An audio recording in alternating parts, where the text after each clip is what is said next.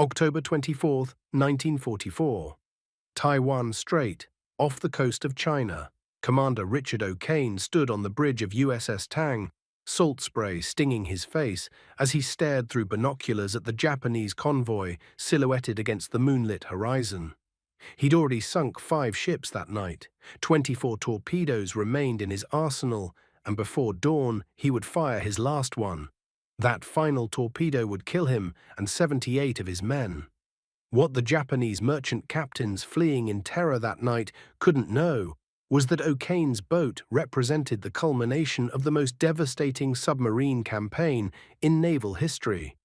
American submarines would sink 8.6 million tons of Japanese shipping, strangling an empire that stretched across 20 million square miles. The Japanese High Command had calculated everything except one variable. They assumed American submarines would behave like their own. They were catastrophically wrong. In December 1941, as Japanese forces swept across the Pacific, their naval planners dismissed the American submarine threat with supreme confidence. The Imperial Japanese Navy had designed its submarines for fleet warfare, attacking battleships and carriers in support of the decisive battle doctrine that dominated Japanese strategic thinking. Japanese submarines carried the superior Type 95 long-lance torpedo, a weapon vastly better than anything America possessed. Japanese strategists assumed the Americans would adopt identical tactics: attack warships, support the battle fleet, avoid merchant shipping as beneath the dignity of submarine warfare.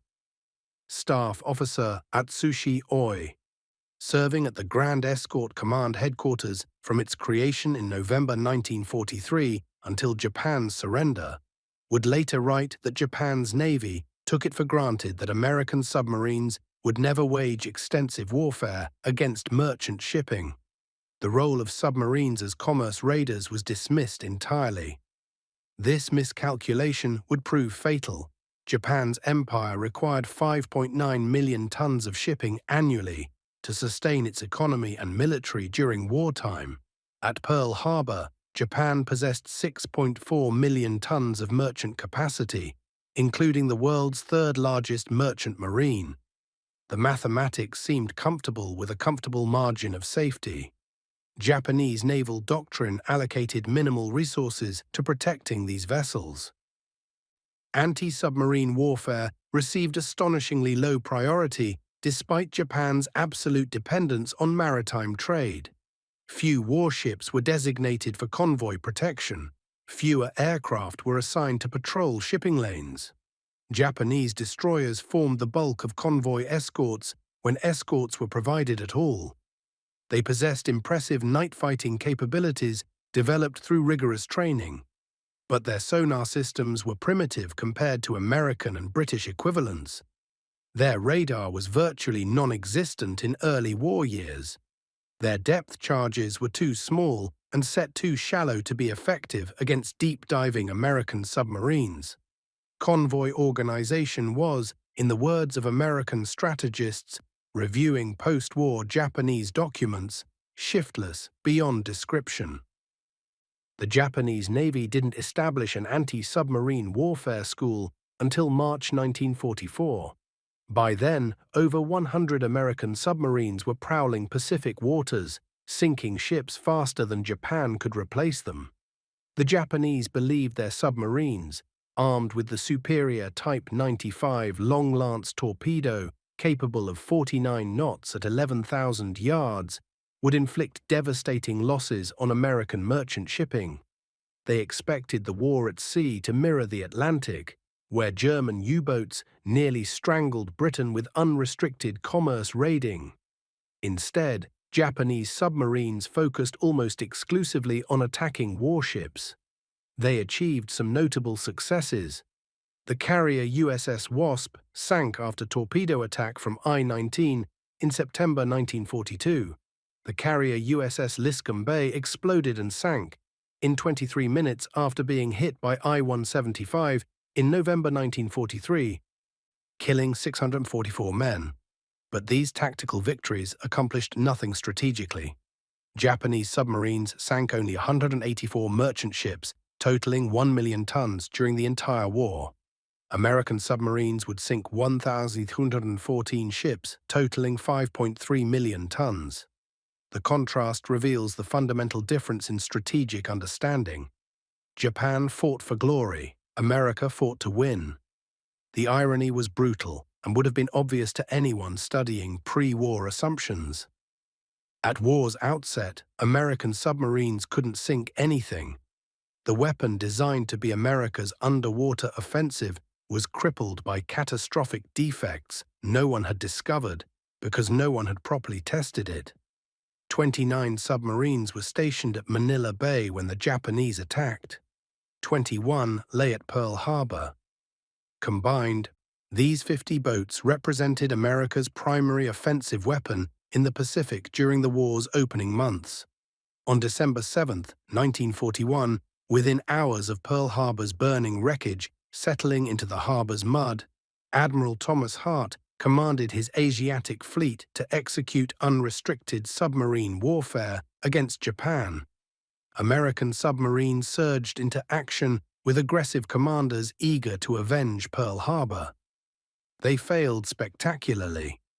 USS Seawolf encountered a Japanese freighter near the Philippines on December 14, 1941, exactly 1 week after Pearl Harbor. She fired 8 torpedoes at point-blank range. 7 missed their target entirely, despite perfect firing solutions. 1 hit squarely amidships. It failed to explode. The Mark 14 torpedo, America's supposedly superior submarine weapon, was comprehensively broken. This pattern repeated across the Pacific theater with maddening consistency. In the first months of war, American submarines fired 97 torpedoes at enemy shipping with painstaking care and professional expertise. They sank 3 ships. Total, submarine commanders returned to port, bewildered, frustrated, and furious. They had achieved perfect firing solutions using the submarine's targeting computer. They had watched through periscopes as torpedoes struck enemy hulls with solid metallic impacts, clearly audible through the boat's hull. They had heard explosions echoing across the water, yet targets sailed away undamaged, occasionally with unexploded American torpedoes visibly embedded in their sides. Some Japanese vessels reportedly pulled into port with Mark 14 torpedoes protruding from their hulls like steel tusks, trophies of American incompetence. The Japanese examined these duds carefully, learning the weapon's technical specifications, while American submariners died attacking targets with weapons that wouldn't explode. The Mark 14 torpedo, designed at Newport Torpedo Station beginning in January 1931, was catastrophically defective in 3 distinct ways. First, the torpedo ran 10 feet deeper than its depth setting. This was caused by increased water pressure at depth, affecting the hydrostatic valve that controlled depth. The problem would have been discovered immediately with proper testing, but Depression-era budget constraints meant torpedoes were never test-fired with live warheads. Too expensive at $10,000 per torpedo, when a new car cost $700. The Bureau of Ordnance economized by using practice torpedoes filled with water instead of explosive, never discovering that the weight difference caused different running characteristics. When war-shot-weight torpedoes were finally tested in June 1942, 8 months into the war, they ran 11 feet deeper than set depth.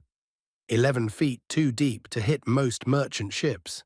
11 feet that cost American submariners countless opportunities and American lives.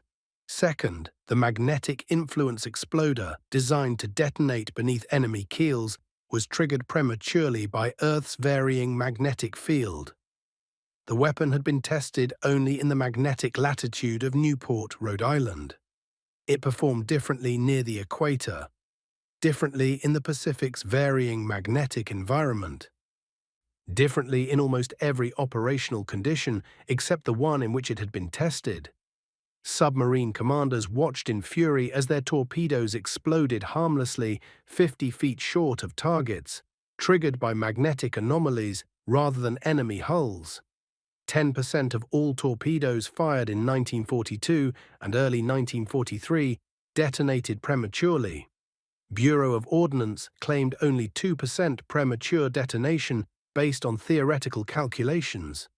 The men actually firing torpedoes in combat knew better. Their statistics came from watching Japanese ships sail away unharmed while their torpedoes exploded in their wakes. Third, when torpedoes did hit and the magnetic exploder was deactivated, the contact exploder's firing pin was too heavy. On direct hits at perpendicular angles, exactly the hits taught in peacetime training, the firing pin's inertia caused it to shear rather than strike the primer. Direct hit, no explosion, perfect shot. Dud result. The problem was discovered only through field testing by Lieutenant Commander Dan Daspit in July 1943, 19 months into the war. July 24, 1943. Truck Borneo Sea Route, South Pacific. Lieutenant Dan Daspit, commanding USS Tenosa, spotted a Japanese tanker alone and motionless in the water. Tonan Maru, number 3, 19,250 tons. A whale factory ship converted for oil transport. Perfect target for a submariner to prove his weapon or prove it worthless. Daspit fired 4 torpedoes from 4,000 yards, 2 hit, crippling the ship's engines. She wallowed dead in the water, unable to escape, unable to maneuver. He fired 2 more torpedoes. Both struck solidly. Both failed to explode. The tanker remained afloat, damaged but not sinking. No Japanese escorts appeared on the horizon. No aircraft threatened from above. Daspit had all the time in the world. He maneuvered to 875 yards, perpendicular to the target's beam, exactly as taught at submarine school. Textbook firing position with perfect geometry. He fired 9 more torpedoes in carefully aimed succession, each at a different point along the target's length. All 9 struck the hull with solid metallic impacts, clearly audible to the sonarman. The sound of steel striking steel echoed through Tenosa's pressure hull. 0 explosions resulted, 15 torpedoes fired, 11 hits achieved. 9 duds confirmed. Daspit saved his last torpedo, a priceless piece of evidence, and returned to base. He brought the dud back for testing, refusing to fire it at another target. His patrol report was clinical, devastating, and undeniable. Admiral Charles Lockwood, Commander Submarines Pacific Fleet, was now absolutely convinced the contact exploder was also fundamentally defective. He arranged tests that revealed the firing pin's fatal design flaw. At high impact speeds, particularly in head-on collisions at 46 knots, the heavy firing pin couldn't achieve proper momentum before striking the primer. Instead of triggering detonation, it sheared off completely. Perfect hit. 0 explosion. The solution came from an unlikely source that would have appalled the Bureau of Ordnance engineers who'd created the problem. Japanese aircraft shot down at Pearl Harbor were systematically examined by American engineers searching for tactical advantages. The propeller blades were made from a lightweight aluminum alloy significantly lighter than American equivalents. Perfect material for a redesigned, lighter firing pin that wouldn't shear on impact. American engineers copied the Japanese alloy. They redesigned the firing pin using enemy metallurgy. They tested it extensively. It worked. By September 1943, 21 months into the war, the 3 major Mark 14 defects had finally been isolated and corrected through field testing. Not through Bureau of Ordnance expertise, not through proper pre-war testing. Through submariners who refused to accept that their weapon didn't work and who conducted the tests that Newport Torpedo Station should have completed in 1935. Depth control recalibrated. Magnetic exploder permanently deactivated. Firing pin redesigned with Japanese aluminum. American submarines finally possessed a reliable weapon. The mathematics of strangulation could begin. The transformation was immediate and statistically devastating. In 1942, American submarines mounted approximately 350 war patrols, sinking 180 Japanese merchant ships, totaling 725,000 tons. Respectable numbers achieved despite defective torpedoes. In 1943, with torpedo problems largely resolved by September, submarines sank 335 ships totaling 1.5 million tons, double the previous year's totals. In 1944, with fully functional torpedoes and aggressive tactics refined through hard experience, American submarines sank more than 600 ships, totaling nearly 3 million tons, more than the previous 3 years combined. The submarine campaign reached devastating maturity. January 1943 brought another critical advantage that transformed submarine effectiveness. Allied codebreakers fully mastered the Japanese merchant ship codes, universally referred to as the Maru code, after the suffix appended to virtually all Japanese merchant vessels. This intelligence breakthrough, combined with reliable torpedoes, transformed American submarines from hunters into assassins. Submarines could now intercept specific convoys carrying specifically identified critical supplies. Intelligence officers at Pearl Harbor and Fremantle decoded routing messages, identified convoy composition, and vectored submarines to precise intercept positions.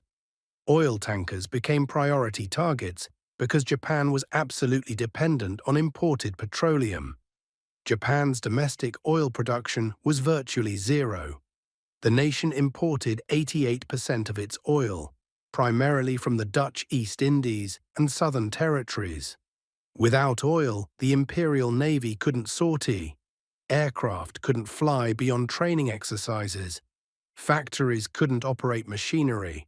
Trucks couldn't transport materials. The entire war machine ground to a halt without petroleum. American submarines began systematically hunting tankers, with priority second only to aircraft carriers.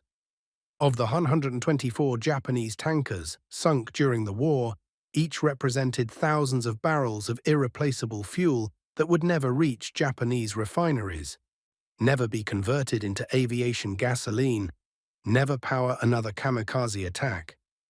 December 31st, 1942, Brisbane, Australia.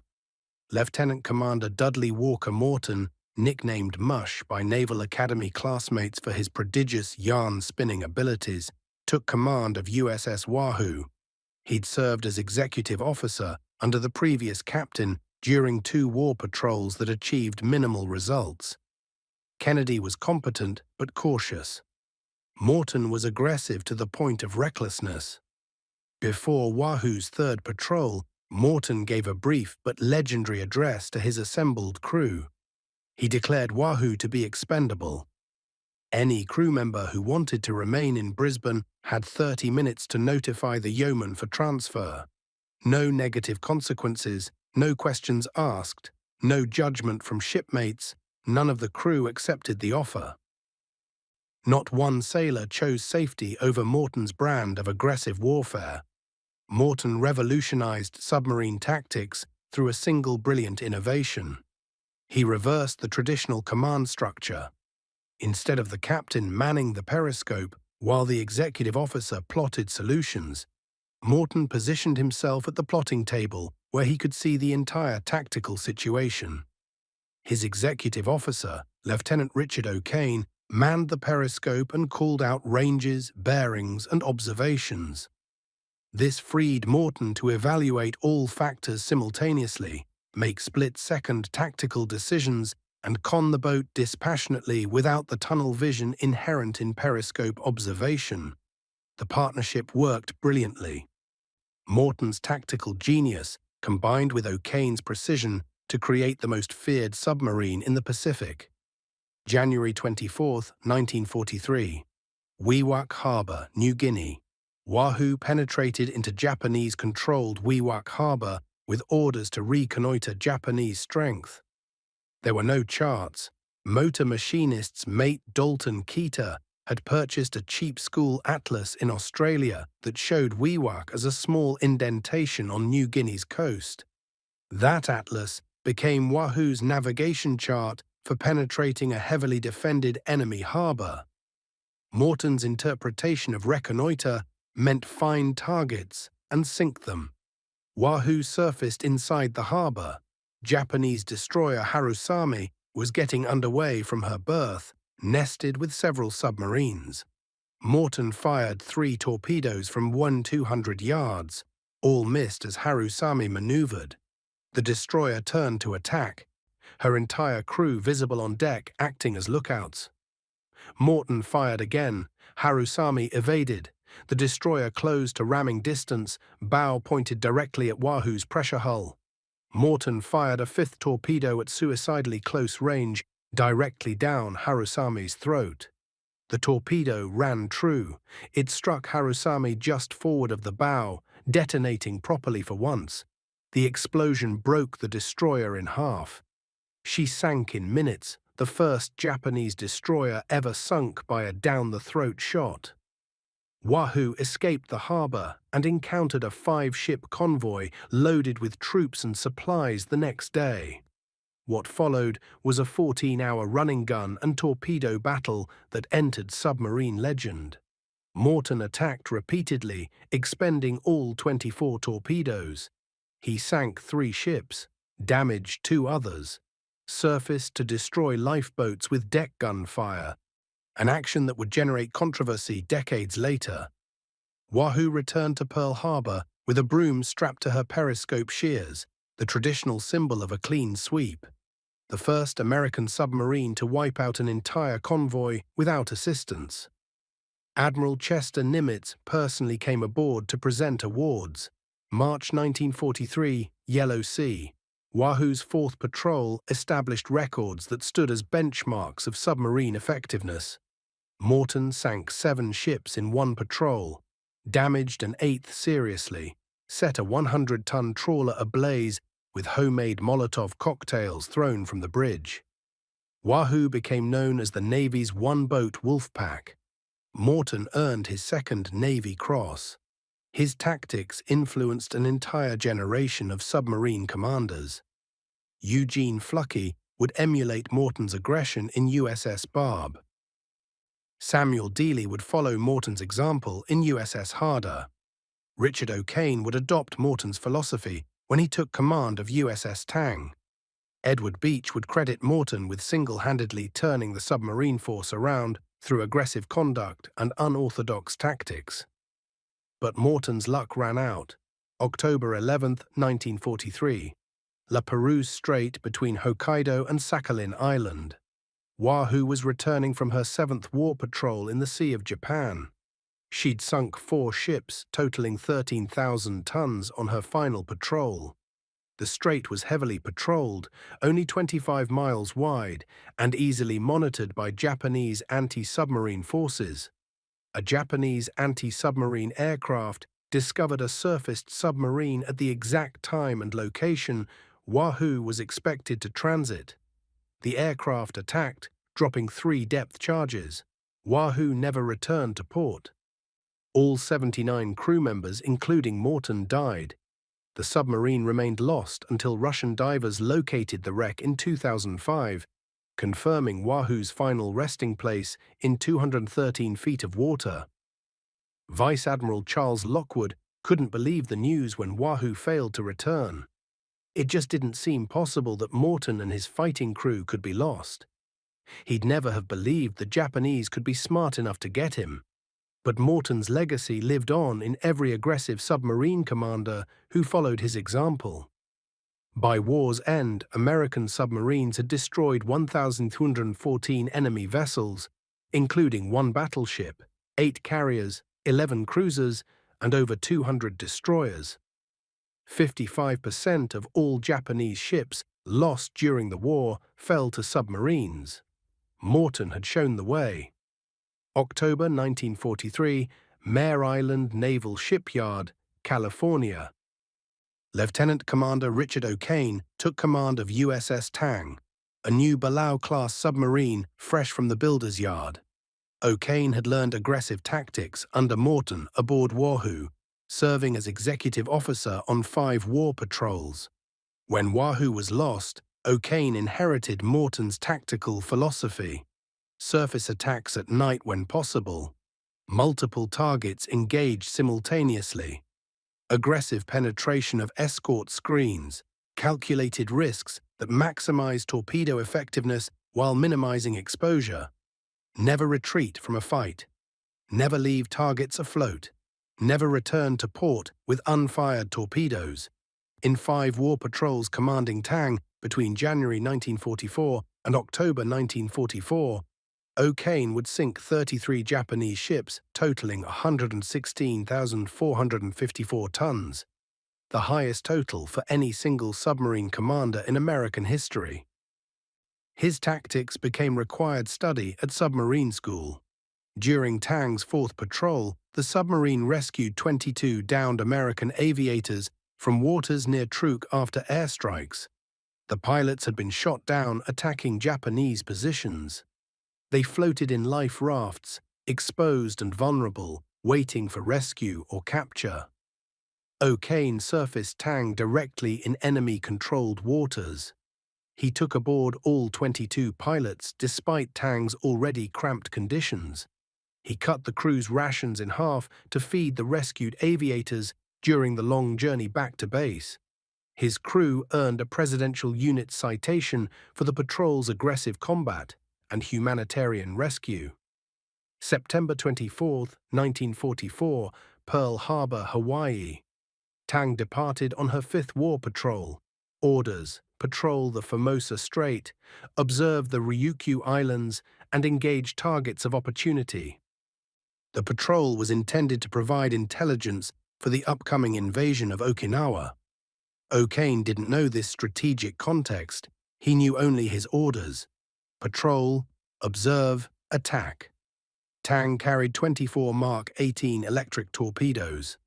The Mark 18 was supposed to be safer than the steam-driven Mark 14. No wake to reveal the submarine's position, quieter operation, more reliable. That last assumption would prove tragically wrong. October 23, 1944, Taiwan Strait.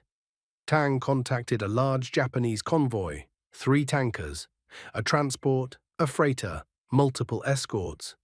O'Kane maneuvered Tang through the escort screen, penetrating deep into the convoy formation. Night surface attack, his preferred tactic, maximum maneuverability, multiple targets within range simultaneously. Torpedoes fired in rapid succession. 6 fish in less than 3 minutes. 2 struck the first tanker amidships, 2 hit the second tanker's engine room. 2 slammed into the third tanker's fuel bunkers. Violent explosions at less than 1,000-yard range, tankers blazing on all sides, illuminating the night like daylight. A transport attempted to ram Tang. O'Kane crossed her bow at full speed, inside her turning circle, forcing the transport to veer away to avoid collision. Tang blasted through the burning convoy, shells and bullets from all directions, escorts firing blindly into the chaos. 2 more torpedoes into a fleeing freighter. Direct hits. The ship exploded and sank. 22 torpedoes expended. 2 remained.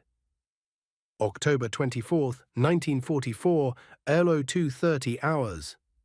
Tang reloaded her last 2 torpedoes. O'Kane positioned the boat for final shots at the remnants of the shattered convoy. The first torpedo ran true, striking a damaged transport. The ship rolled over and sank.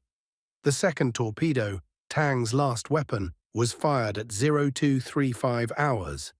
It malfunctioned immediately. The gyro mechanism that controlled direction failed. The Mark 18 electric torpedo, supposedly safer than the Mark 14, had a circular run defect never adequately addressed. O'Kane saw the torpedo's phosphorescent wake curving back toward Tang. Full rudder hard over, emergency flank speed. The crew braced for impact. The torpedo struck Tang's stern at 46 knots. The explosion was catastrophic. Water flooded the aft compartments instantly. The submarine's stern sank immediately, bow rising at a steep angle. Tang went down in 180 feet of water in less than 2 minutes. 78 men died, trapped inside the flooding submarine. 13 men escaped from the forward torpedo room using Momsen lungs. Only 8 reached the surface alive. 4 more survivors, including O'Kane, were blown off the bridge by the explosion. 9 men total survived Tang's sinking. They floated in the Taiwan Strait, exhausted and burned, waiting for rescue or death. A Japanese destroyer escort picked them up at dawn. Survivors from Tang's previous sinkings were aboard that destroyer, pulled from the water hours earlier. Burned men, mutilated survivors, men who recognized their tormentors. The beatings began before Tang's crew was fully aboard. O'Kane would later write that when they realized their clubbing and kicking were being administered by the burned, mutilated survivors of their own handiwork, they found they could take it with less prejudice. They understood. They had done this to these men. Now these men were repaying the debt. The Japanese regarded submarine attacks on civilian ships as war crimes. O'Kane and the 8 other Tang survivors were held as special prisoners at a Funa prison camp near Yokosuka, outside the normal prisoner of war system. This classification meant they were subject to whatever treatment their captors desired. Starvation rations, regular beatings, interrogation by Japanese intelligence officers who wanted to know everything about American submarine tactics, torpedo capabilities, and radio codes. 10 months of brutality in conditions that killed stronger men. O'Kane weighed 88 pounds when American forces liberated Ofuna in August 1945. His normal weight was 150 pounds. He'd lost 62 pounds, more than 40% of his body weight. He could barely walk. But he was alive. February 27, 1946. The White House, Washington, D.C. President Harry Truman personally awarded Richard O'Kane the Medal of Honor. His citation detailed Tang's final 2 engagements on October 23 and 24, 1944. For conspicuous gallantry and intrepidity at the risk of his life above and beyond the call of duty as commanding officer of the USS Tang, operating against 2 enemy Japanese convoys on October 23 and October 24, 1944, during her 5th and last war patrol, boldly maneuvering on the surface into the midst of a heavily escorted convoy. Commander O'Kane stood in the fusillade of bullets and shells from all directions to launch smashing hits on 3 tankers, coolly swung his ship to fire at a freighter, and in a split-second decision, shot out of the path of an onrushing transport, missing it by inches. Boxed in by blazing tankers, a freighter, transport, and several destroyers, he blasted 2 of the targets with his remaining torpedoes and, with pyrotechnics bursting on all sides, cleared the area. 24 hours later, he again made contact with a heavily escorted convoy steaming to support the Leyte campaign, and in quick succession sent 2 torpedoes each into the first and second transports and an adjacent tanker, finding his mark with each torpedo in a series of violent explosions at less than 1,000-yard range. With ships bearing down from all sides, he charged the enemy at high speed, exploding the tanker in a burst of flame, smashing the transport dead in the water, and blasting the destroyer with a mighty roar which rocked the Tang from stem to stern. Expending his last 2 torpedoes into the remnants of a once powerful convoy before his own ship went down, Commander O'Kane, aided by his gallant command, achieved an illustrious record of heroism in combat, enhancing the finest traditions of the United States Naval Service. O'Kane also received 3 Navy Crosses and 3 Silver Stars, 7 awards of the United States military's 3 highest decorations for valor in combat, the most awards for any submarine commander in American history. He remained in the Navy after the war, serving in various submarine commands until his retirement as Rear Admiral in 1957. He died in 1994, buried at Arlington National Cemetery. A guided missile destroyer, USS O'Kane, was named in his honor and remains in service. By war's end, the Japanese merchant marine retained less than a quarter of its December 1941 tonnage. Of 2,346 merchant ships lost during 44 months of war, virtually all vessels of 1,000 tons or larger were either sunk or rendered permanently inoperative. Total losses: 8,618,109 gross tons. The obliteration of a great sea power without parallel in maritime history. When Allied occupation forces moved into the home islands in September 1945, they found Japan's seagoing nation reduced to little more than a fleet of fishing craft. The submarines had accomplished what the Japanese never expected. Admiral Chester Nimitz, Commander-in-Chief of the Pacific Fleet, had insisted that submarine operations be augmented by extensive mining of Japanese home waters. Operation Starvation began in March 1945. B-29 superfortresses from the 313th Bombardment Wing dropped 12,135 mines in Japanese waters over 5 months. The aerial mining campaign sank or damaged 670 ships, totaling more than 1.25 million tons. In May 1945, mines sank more ships than submarines for the first time in the war. The Shimonoseki Strait, linking the Sea of Japan with the Inland Sea, saw shipping decline from 520,000 tons in March to 150,000 tons in May to 5,000 tons by August. Japanese convoy routes were abandoned. 35 of 47 essential shipping lanes were closed. Shipping through Kobe declined 85%, from 320,000 tons in March to 44,000 tons in July. The combined submarine and mining campaign achieved what strategic bombing alone could not: economic strangulation, complete and irreversible.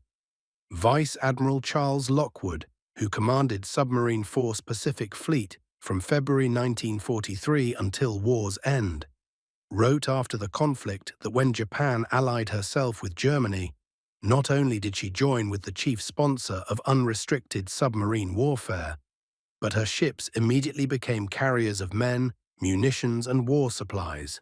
Therefore, no longer were there any Japanese merchantmen in the Pacific. The statement was accurate. By August 1945, Japan's merchant marine had effectively ceased to exist. Staff Officer Atsushi Oi, reflecting on Japan's catastrophic failure in anti-submarine warfare, concluded that Japan failed largely because her navy disregarded the importance of the problem from the war's beginning until far too late. The singular underestimation of the submarine menace, he wrote, helped Japanese leaders cast the die and cross the Rubicon into war with confidence that proved entirely misplaced. Japanese naval planners never imagined submarines could strangle a maritime empire. They focused resources on battleships, carriers, and the decisive fleet engagement that never occurred. They allocated minimal forces to convoy protection. They didn't establish an anti-submarine warfare school until March 1944, 33 months into the war. By then, the mathematics of defeat were already irreversible. The Americans did to Japan exactly what German U-boats attempted to do to Britain, but failed to accomplish. The difference was execution, geography, and strategic prioritization. German submarines operated in the North Atlantic against sophisticated convoy systems, extensive air cover, and increasingly effective anti-submarine weapons developed through hard-won experience. The Allies allocated enormous resources to defeating U-boats because they understood that losing the Atlantic meant losing the war. American submarines operated in the Pacific against an enemy that failed to protect its merchant shipping until the shipping no longer existed. Japan never understood that losing its merchant marine meant losing the war until the realization came too late to matter. The irony would have been evident to any analyst studying comparative statistics. Japan entered the war with superior submarine torpedoes, the Type 95 Long Lance, faster, longer-ranged, and more reliable than anything America possessed. They used these superior weapons almost exclusively against warships, achieving some tactical successes but no strategic impact. America entered the war with catastrophically defective torpedoes that took 21 months to fix. Once fixed, they used them to systematically destroy Japan's merchant marine and strangle the empire's war-making capability.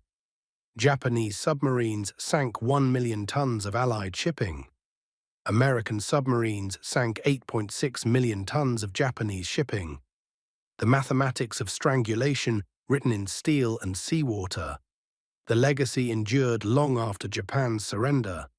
The Mark 14 torpedo, once the Navy's worst weapon and the source of bitter controversy, became a reliable mainstay after the 1943 modifications. It remained in service until 1980, deep into the Cold War, a testament to the design's fundamental soundness once properly tested and modified. Submarine tactics developed in the Pacific informed naval doctrine for decades. Aggressive commanders like O'Kane, Eugene Fluckey, Samuel Dealey, and Lawson Ramage established standards of courage and tactical innovation that influenced submarine warfare into the nuclear age. The submarine service's 22% casualty rate demonstrated the terrible cost of that courage. 3,506 American submariners went out on patrol and never returned. 52 submarines remain on eternal patrol, their final resting places mostly unknown. Their sacrifice strangled an empire and shortened the war by years, saving hundreds of thousands of lives that would have been lost in the planned invasion of Japan. USS Tang was never decommissioned. Following United States Navy tradition for submarines lost at sea, she officially remains on eternal patrol. Her story, like that of the entire silent service, reveals warfare's brutal calculus and the price of strategic miscalculation. The Japanese never expected America's silent submarines to hunt them down systematically. They assumed submarines were weapons of limited utility, useful primarily for attacking warships in support of fleet operations. They allocated minimal resources to defending their merchant shipping despite absolute dependence on maritime trade.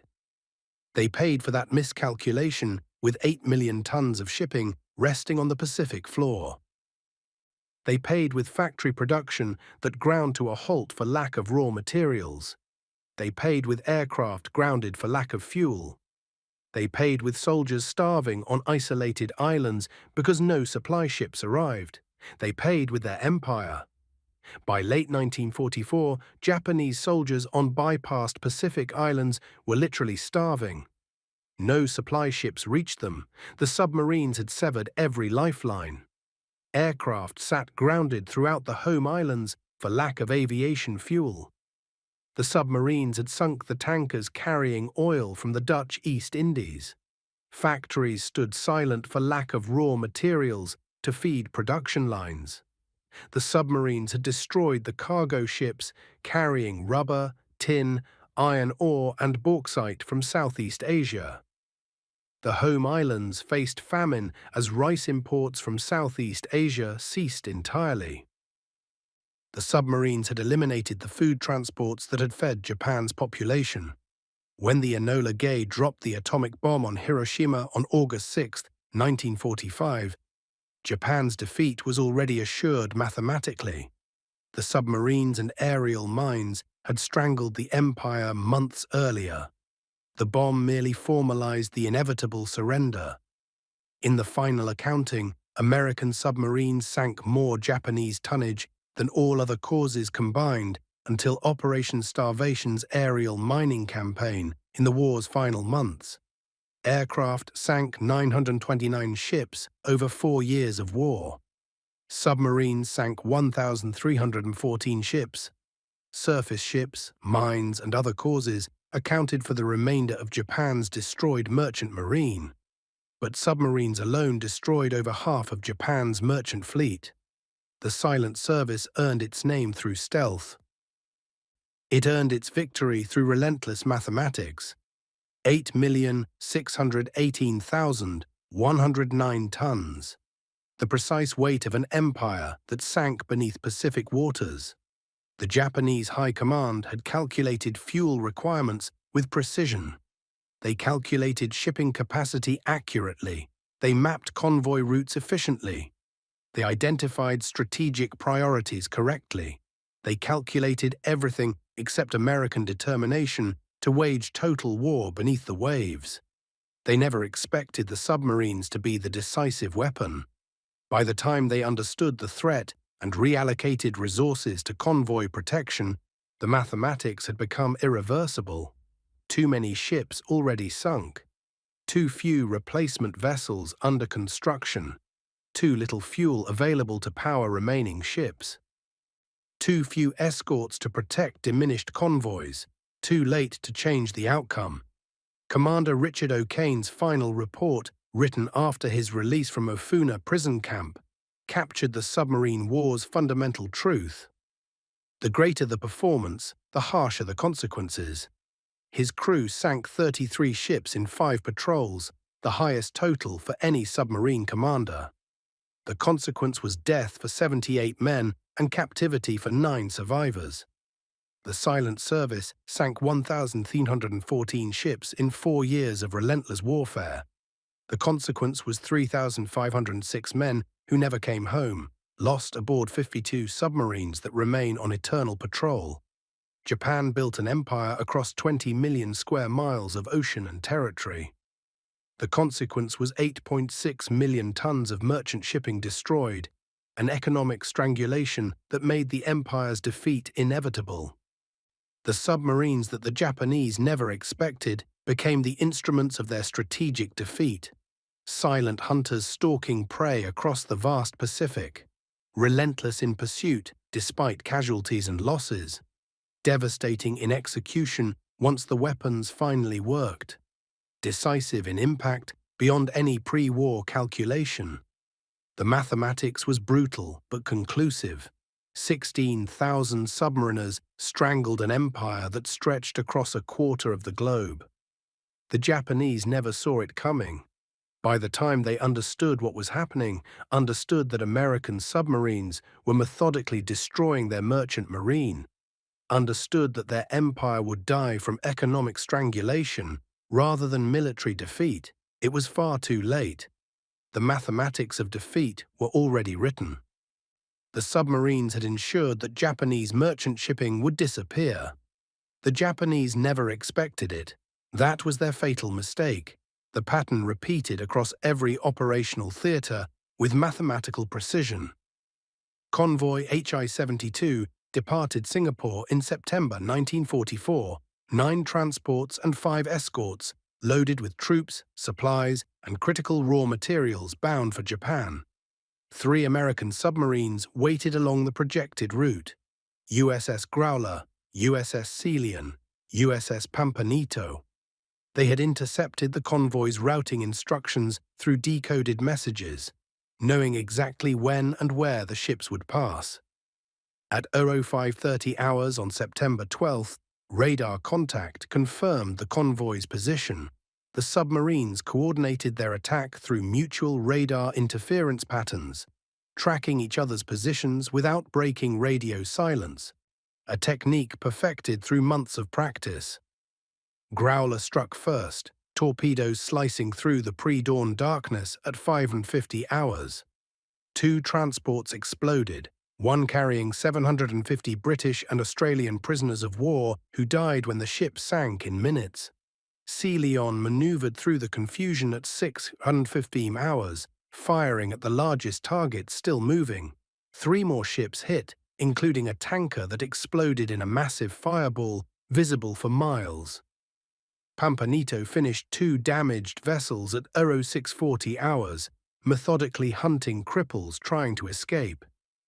Of 10 ships that departed Singapore, 6 were sunk on September 12th alone. Most remaining ships were subsequently damaged or sunk by follow-up attacks. Only one transport, Kibitsu Maru, survived the convoy completely unscathed. The mathematics of attrition played out identically across thousands of similar engagements. Eugene Fluckey, commanding USS Barb, became known for aggressive tactics that rivaled Morton's boldness. On June 19, 1945, Barb became the only American submarine to sink a train. Fluckey landed a shore party with explosives, planted charges on railroad tracks near Karafuto, and detonated them beneath a passing 16-car freight train. The train exploded spectacularly.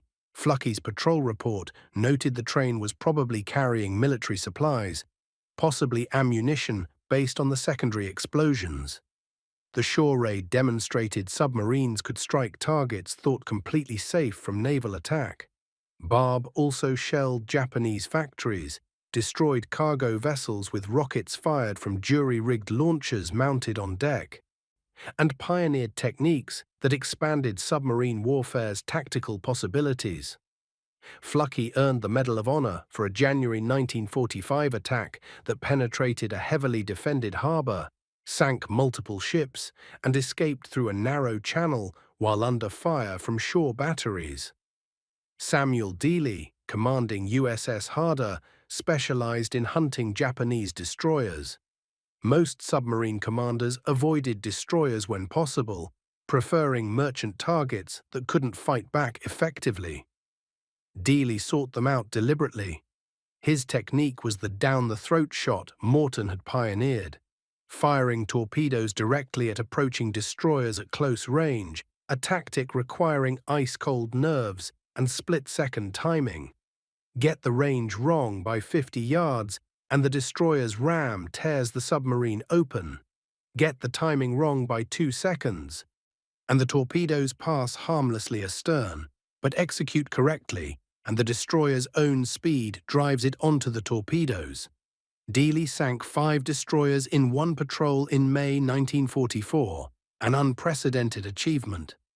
Japanese naval communications noted the destroyer losses, concluding that American submarines had developed new weapons specifically designed to destroy destroyers. They never imagined a commander would deliberately hunt destroyers using standard torpedoes and extraordinary courage.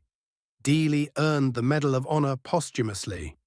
Harder was lost with all hands in August 1944, probably sunk by depth charges in shallow water where evasion was impossible. The economic impact mounted inexorably as the submarine campaign matured. Bulk commodities reaching Japan fell from 19.4 million tons in 1942 to 16.4 million tons in 1943, a decline of 15% despite Japan's best efforts to protect shipping. By 1944, imports had collapsed to 10 million tons, down 48% from 1942 levels. The trend line pointed to zero with mathematical inevitability. Rice shipments from Southeast Asia, which had fed Japan's population and supplemented domestic production, ceased almost entirely by early 1945. Japanese civilians faced starvation conditions in major cities. Rationing became increasingly severe. Caloric intake dropped to levels causing malnutrition even in workers essential to war production. Rubber supplies from Malaya and the Dutch East Indies stopped flowing, crippling tire production for aircraft and vehicles. Without tires, trucks couldn't transport materials. Without trucks, distribution systems collapsed. Iron ore shipments from the Philippines ended, starving steel mills of raw materials. Factory production dropped because furnaces couldn't operate without iron ore. Ships couldn't be built without steel plate. Aircraft couldn't be constructed without aluminum and steel components. Weapons production declined not from bombing, but from lack of raw materials. The Japanese cabinet would later report to the National Diet in 1946 that the greatest cause of defeat was the loss of shipping, not the atomic bombs, though those forced the final surrender, not the loss of territory, Though that was devastating, not the destruction of the Imperial Navy's carrier force at Midway. Though that ended Japanese offensive capability, the loss of merchant shipping destroyed Japan's ability to sustain the war economically. The U.S. Strategic Bombing Survey, examining the causes of Japan's defeat, concluded that the war against shipping was perhaps the most decisive single factor in the collapse of the Japanese economy and the logistic support of Japanese military and naval power. American submarines, comprising less than 2% of the U.S. Navy's total forces, accounted for 55% of all Japanese shipping destroyed during 4 years of warfare. They sank one battleship, the Congo, torpedoed by USS Sea Leon, in November 1944. They sank 8 aircraft carriers, including Shinano, the world's largest carrier and the largest warship ever sunk by a submarine. They sank 11 cruisers, removing these powerful ships from Japan's order of battle. They sank over 200 destroyers and smaller warships, decimating the very forces intended to protect convoys. They sank 1,314 merchant vessels, the lifeblood of Japan's maritime empire. They strangled an empire that had taken decades to build. The human cost was measured in populations and armies. American submarines killed at least 97,342 Japanese soldiers aboard transport ships, more than the U.S. Marine Corps killed in the entire Central Pacific campaign from Tarawa to Iwo Jima. Many thousands more died aboard unmarked transports that went down unrecorded. The Japanese Army's ability to move troops to threatened areas was crippled by submarine attacks on troop ships. Reinforcements never arrived where needed. Garrisons on bypassed islands starved because supply ships never came. Units earmarked for Okinawa were sunk en route, weakening the defense before the battle began. The submarines also killed 21,000 Allied prisoners of war and slave laborers being transported aboard Japanese ships, an unintended but inevitable consequence of unrestricted submarine warfare. These men died aboard unmarked vessels that submarines had no way to identify as carrying prisoners. The USS Sturgeon sank Montevideo Maru in July 1942, killing more than 1,000 Australian POWs and civilian internees. The crew had no way of knowing prisoners were aboard. Admiral Nimitz provided a statement at the Nuremberg trials, noting that American submarines conducted unrestricted warfare identical to German U-boat operations, helping to reduce Gross Admiral Dunitz's sentence by establishing that such tactics were standard naval practice. The moral complexity of submarine warfare was acknowledged but not resolved. Total war produced total casualties.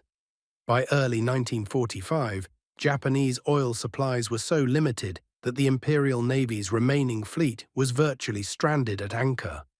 Battleships and carriers sat idle, unable to sortie for lack of fuel oil. Aircraft were grounded throughout the home islands, their tanks empty, no fuel available for anything except the most critical operations. Kamikaze attacks continued because suicide missions required only one-way fuel loads. But conventional operations became impossible. The Navy that had struck Pearl Harbor with devastating precision could no longer defend Japan's home waters. The submarines and aerial mines had accomplished what 4 years of surface battles couldn't achieve. They had removed the Imperial Navy from the strategic equation. When Operation Starvation's aerial mining campaign began in March 1945, it built upon the foundation the submarines had established.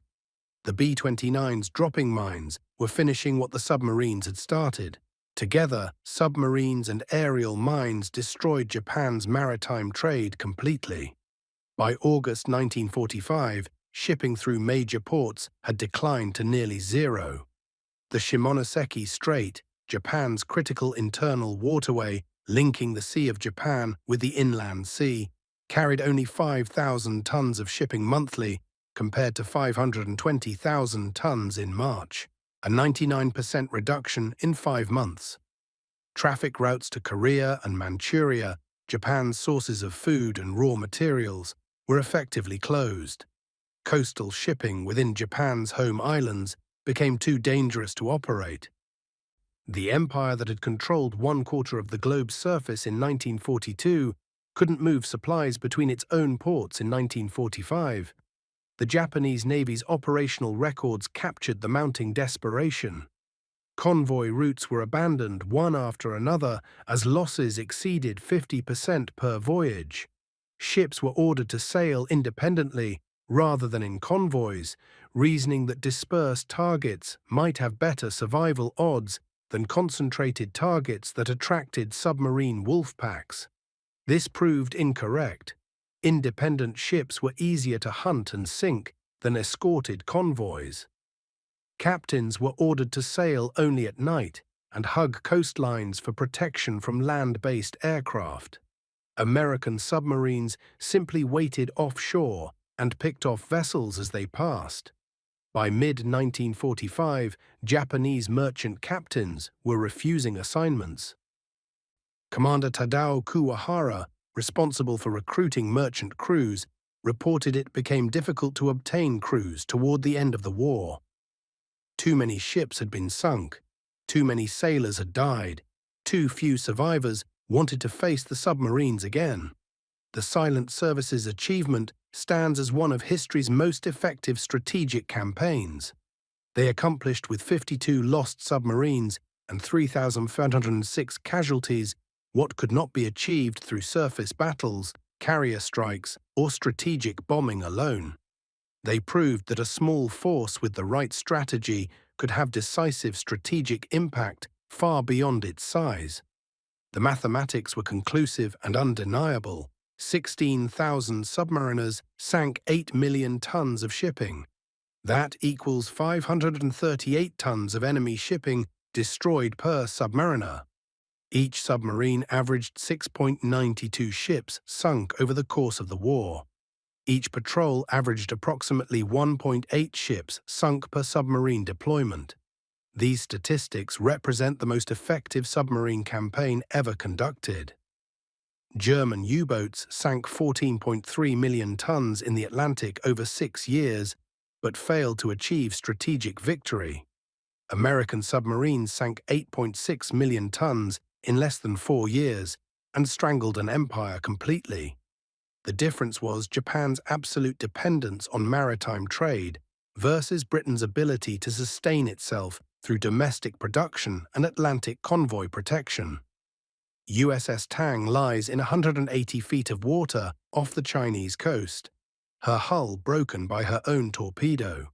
USS Wahoo rests in 213 feet at the bottom of La Perouse Strait, her crew entombed forever.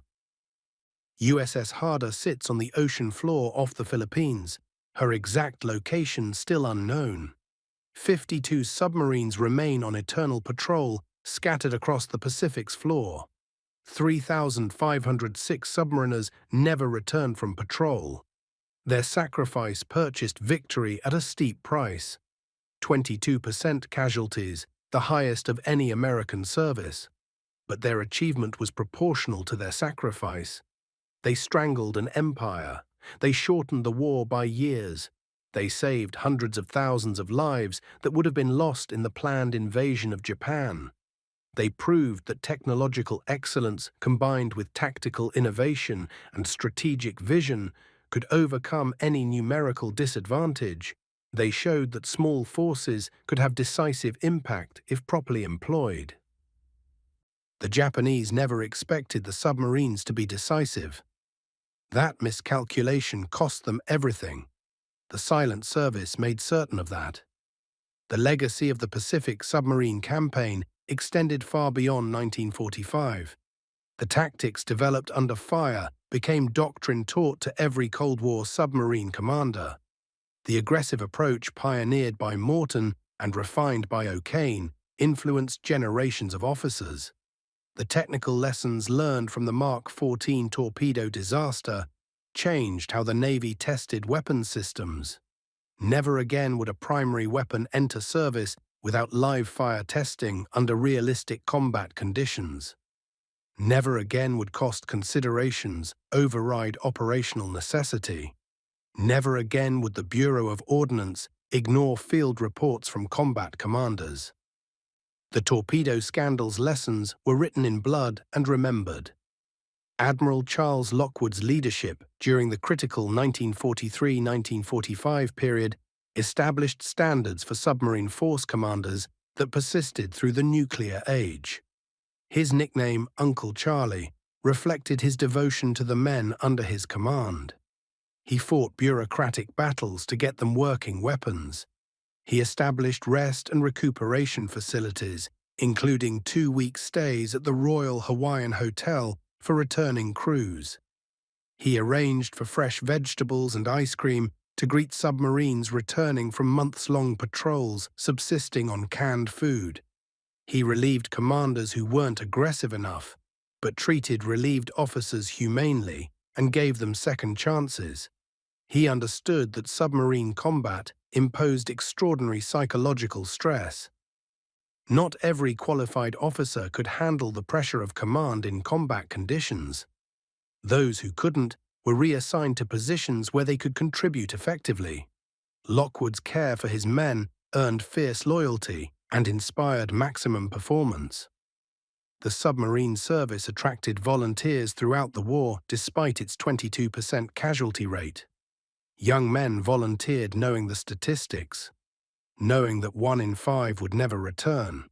They volunteered because submarine service paid 50% more than surface duty. They volunteered because submarines offered more responsibility at younger ages. They volunteered because the silent service's reputation attracted the best and most aggressive officers.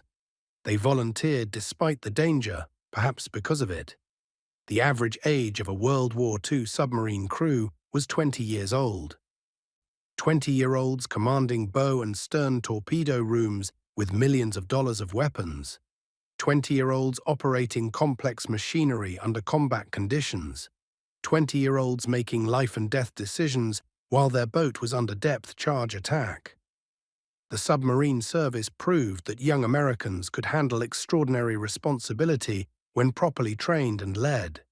The boats themselves evolved throughout the war as experience identified necessary improvements. Early fleet boats lacked air conditioning, making operations in tropical waters almost unbearable. Interior temperatures regularly exceeded 100 degrees. Crew members slept on deck when surfaced to escape the heat. Later boats added air conditioning, dramatically improving crew effectiveness. Radar improved from primitive SJ sets that detected surface contacts at 10 miles to sophisticated systems that could distinguish individual ships in convoys at 20 miles. Sonar evolved from simple listening devices to directional systems that could track targets while submerged.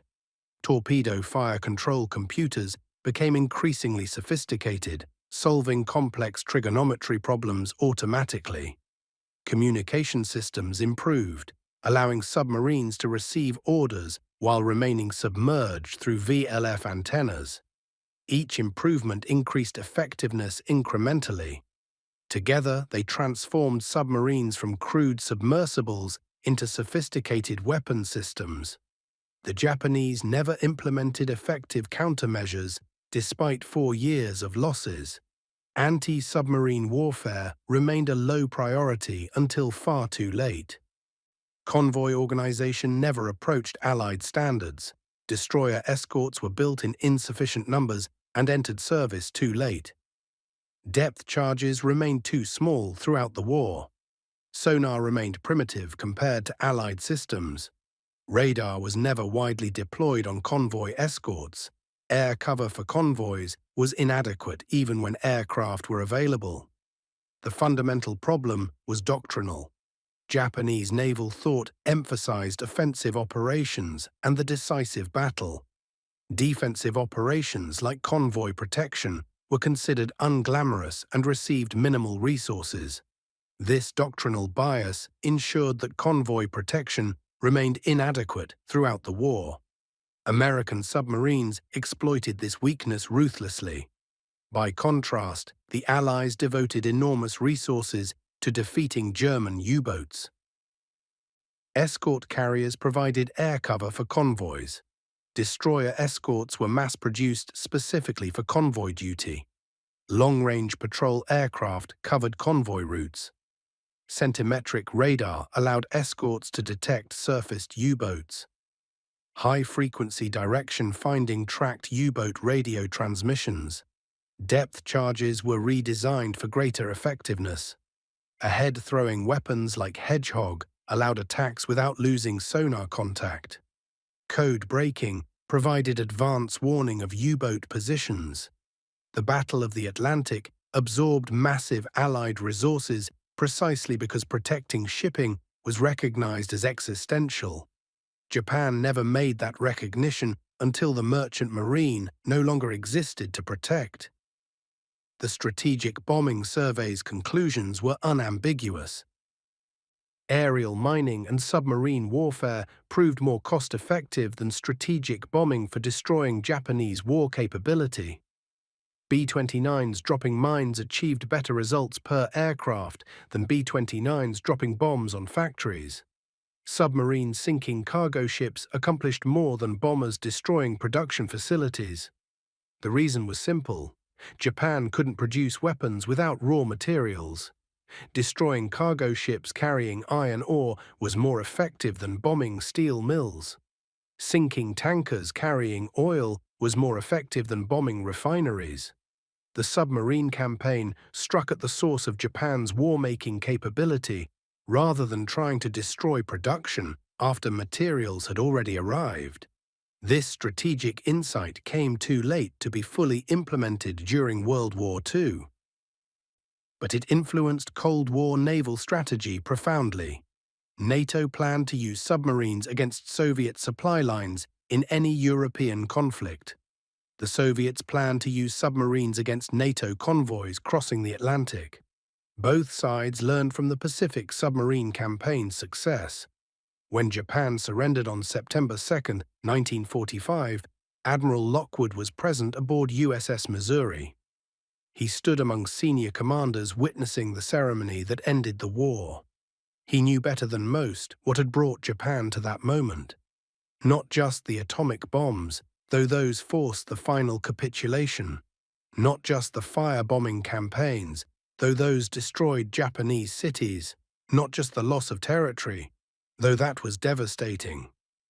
The submarines had strangled Japan's economy so completely that continuing the war was impossible even if the will to fight remained. No oil for ships, no fuel for aircraft, no raw materials for factories, no food for civilians.